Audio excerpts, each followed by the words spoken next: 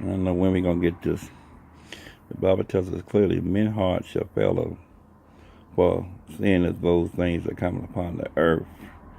That we're living in these last days with Anunnaki and these Nephilims and these ETs and all this stuff was, the Bible said this stuff, prophesied about it happened long before it happened, and it happened once before. Also Ephesians chapter 6. We got to understand what day we are living in. Luke 21:26 for you who ones got Bibles. Look at your Bible and read that and pray about it. Now I'm going to let you hear this guy is talking about what happened in Russia and Syria. Everybody, this is Michael from Nibiru News and Someone'sBones.com. First reminder, we will compete with the Super Bowl tonight by doing a live stream beginning at 8 o'clock p.m. Eastern Standard Time, open forum tonight. Hope to see you then. In the meantime, I have a short article I would like to read. As I always say, it'll take just a few minutes and then I shall let you go. And hopefully you all have a great day out there today on this Sunday. And I do remember what day it is today. The title of the article I would like to read is Russia Pounds Anunnaki Encampment, and I shall read. The Kremlin has spun yet another elaborate yarn in hopes of obscuring Vladimir Putin's private war against a malevolent race of extraterrestrials called the Anunnaki. On Saturday, the Russian Ministry of Defense reported that one of its fighter jets, an Su-25, was shot down in the Idlib province of Syria. Tahrir al-Sham, the extremist group linked to al-Nusra terrorists, purportedly claimed responsibility, claiming the band of freedom fighters had downed the aircraft using an American-made Stinger missile. Our source, former KGB agent Strelnikov Isaac Stepanovich, says the official story is a smokescreen hiding a weary president's struggles to cleanse the earth of hostile visitors.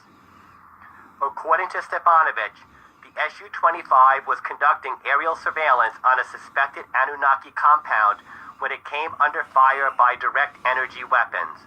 The pilot ejected and the aircraft plunged into the ground. I quote Stepanovich. Many people believe Putin is in Syria to bolster al-Assad's regime, but it goes much deeper. The Anunnaki have been in Syria for a long time, and Putin tries to prevent the vermin from infesting other nations. There are many stories in Syria about the tall men entering villages at night and taking away the children. Because of the war, there are many orphaned, helpless children. These children are never seen again, and their stories are never reported.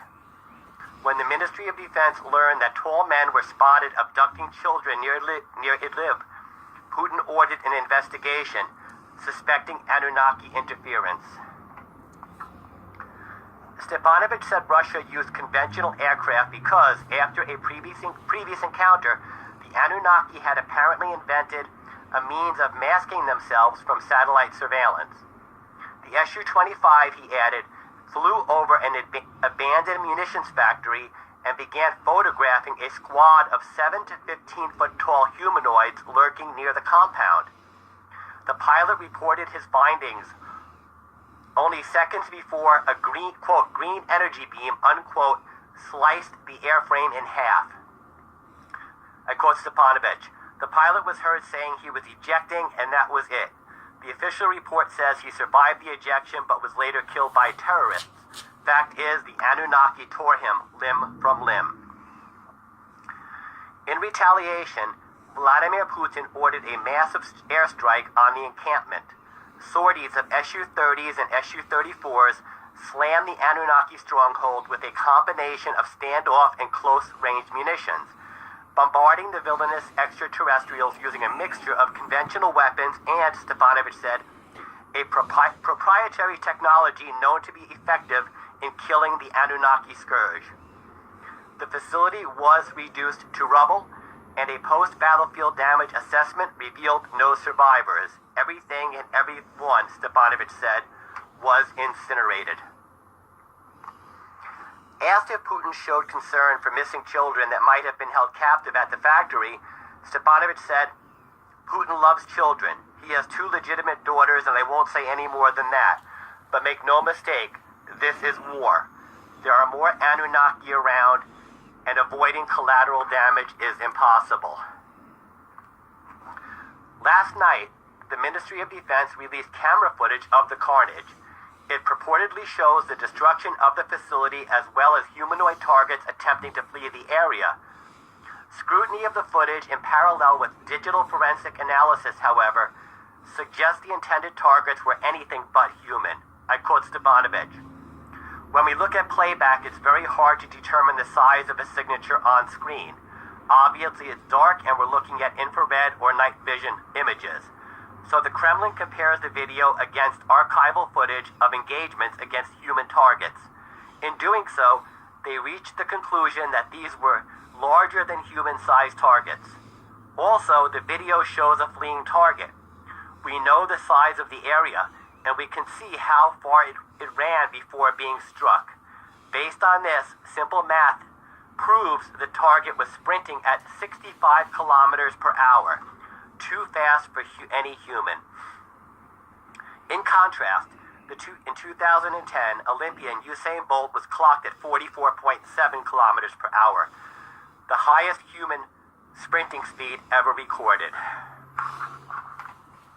In closing, we asked Stepanovich why Putin doesn't come clean and tell the world about his war on the Anunnaki, to which he replied, quote, "There are many reasons. Primary among them is the Russian Orthodox Church. It has begged Putin to conceal this information, fearing knowledge of the Anunnaki and their origins would shatter tenets of the religious Russian faith. Also, the first round of the presidential election begins in March. The church told Putin any such disclosure would compromise his election." So you see, this stuff has been going on around the world, inside our country too. I'm a firm believer that our country has already been infiltrated in many cases. They are running, in many cases, leadership positions in the United States and around the world. Okay, this stuff is happening. Okay, the Bible tells you. You need to go to once again. You go to Luke 21:26. Tell you that men's hearts shall fail them for the things that are coming upon the earth. Genesis chapter 6. Okay. Men began to multiply the face of the earth. The sons of God came down and took women for their choice and made men renowned. These angel-like beings, Nephilim. So we need to wake up. Hebrews, saints and stuff. We need to wake up. We don't wake up, this stuff is upon us. If you don't have a gun, you should get a gun. I'll tell you right now, get guns, rifles. This is the end days. Everything is in. So you need to wake up. Shalom.